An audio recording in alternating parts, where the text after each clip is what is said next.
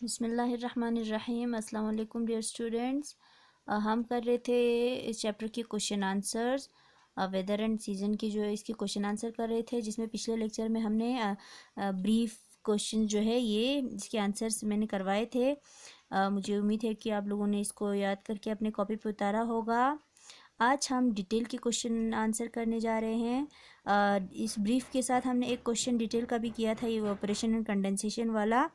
आज हम इसके नेक्स्ट क्वेश्चन आंसर्स करेंगे। बी पोर्शन से करना है हमें। Explain how can you change the state of water from one form to another, यानी हम स्टेट ऑफ वाटर को वन फॉर्म से अदर फॉर्म में किस तरह से हम चेंज कर सकते हैं। हमने कहा था कि वाटर जो है थ्री फॉर्म्स, तो तीनों को हम आपस में चेंज कर सकते हैं, यानी सॉलिड से लिक्विड, लिक्विड से गैस, गैस से फिर लिक्विड, इस तरह से हम चेंज कर सकते हैं। तो यहाँ पे क्वेश्चन पूछा जा रहा है कि आप वाटर के स्टेट को किस तरह से चेंज कर सकते हैं from one form to another, एक शक्ल से दूसरे शक्ल में। तो यहाँ पे आंसर मैंने लिखा है, we can change the state of water from one form to another by heating and cooling. हम हीटिंग एंड कूलिंग करके चेंज कर सकते हैं। जब हम कोई पानी हीट करेंगे तो क्या हो जाता है, हीट करने से वाटर जो है वो चेंज हो जाता है गैस में। एंड कूलिंग से हम चेंज कर सकते हैं, यानी लिक्विड को हम अगर कूल करेंगे, फ्रिज में रखेंगे, रेफ्रिजरेटर में रखेंगे, तो क्या होगा, फिर से ये स्टेट जो है लिक्विड वो चेंज होकर सॉलिड बन जाएगा। इस तरह से हीटिंग एंड कूलिंग की वजह से हम वाटर के फॉर्म को चेंज कर सकते हैं। यहाँ पे एग्जांपल दिया हुआ है। For example, when we kept water in the freezer, it changes into solid form due to cooling।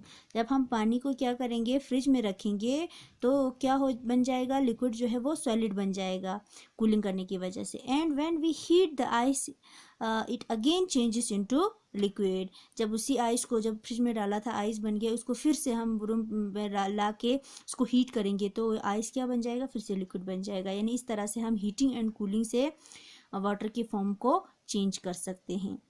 Next question है, how does air get polluted. Air कैसे पोल्यूट होता है।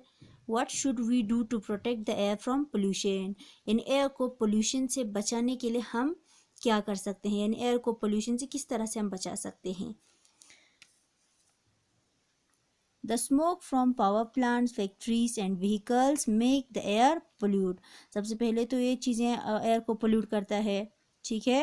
एयर पोल्यूट कैसे हो जाता है, पावर प्लांट से, व्हीकल से और फैक्ट्री से जो है वो स्मोक निकलते हैं, धुएं निकलते हैं, जिसकी वजह से एयर पोल्यूट होता है।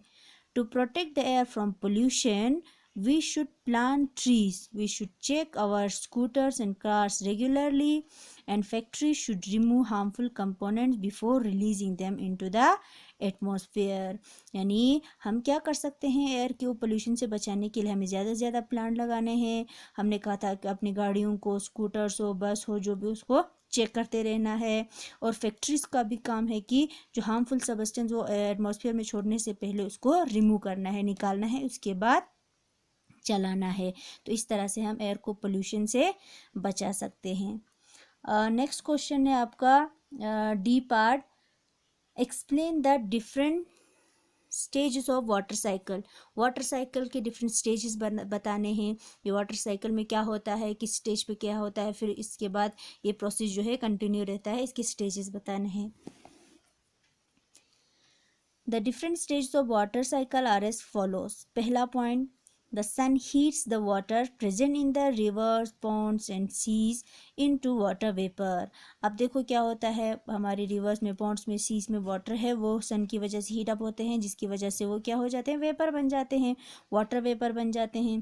फिर water vapour, the water vapour rise up in the atmosphere where the air is cool. जब वाटर वेपर बन गया तो वाटर वेपर जो है वो एटमॉस्फेयर में चले जाते हैं ऊपर, जहाँ पे हवा जो है वो कूल हो रहता है, ठंडा रहता है।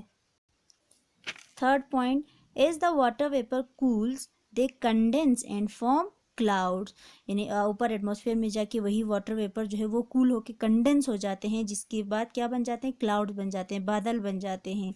When the clouds become big and heavy they come on the earth in the form of rain.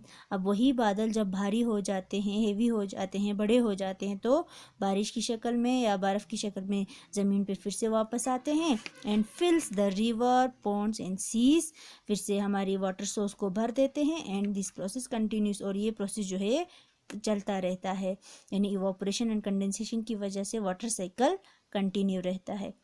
Last question है, what do we do during summer and winter season. Summer season और winter season में हम क्या करते हैं? During summer we use fans, coolers and air conditioner. Summer में हमें पता है मौसम जो है वो गर्म रहता है, जिसकी वजह से हम फैन का इस्तेमाल करते हैं, कूलर्स का इस्तेमाल करते हैं, एयर कंडीशनर का इस्तेमाल करते हैं। We like to wear cotton clothes पहनना पसंद करते हैं। And enjoy eating cold things like ice cream, और ठंडे ठंडे चीज़ों को हम खाना पसंद करते हैं, जैसे आइसक्रीम, कोल्ड ड्रिंक्स, ये सब हम खाना पसंद करते हैं। During winter we wear woollen clothes, और विंटर में हम क्या करते हैं, वुलन क्लोथ्स पहनते हैं। We enjoy drinking hot things like coffee, soup etcetera, और गरम गरम चीज़ें खाना पसंद करते हैं। समर में हम ठंडे चीज़ों को खाना पसंद करते हैं, विंटर में गरम चीज़ों को, हॉट थिंग्स को हम खाना पसंद करते हैं। तो इसे आपको लर्न करना है, अपने नोटबुक पे उतारना है इन क्वेश्चन आंसर को। ये डिटेल क्वेश्चन आंसर थे आपके, इसी के साथ ये चैप्टर जो है वो कंप्लीट होता है। तो आपको इसकी रिवाइज करके इसको प्रिपेयर करना है। तो आज हमने डिटेल के क्वेश्चंस किए। ए पार्ट हमने पिछले लेक्चर में किया था, आज हमने बी से किया है, B, C and D.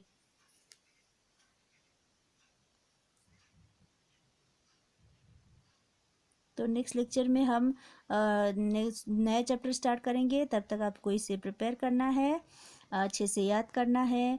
Next lecture में हम फिर आगे बढ़ेंगे। तब तक खुदा हाफिज़।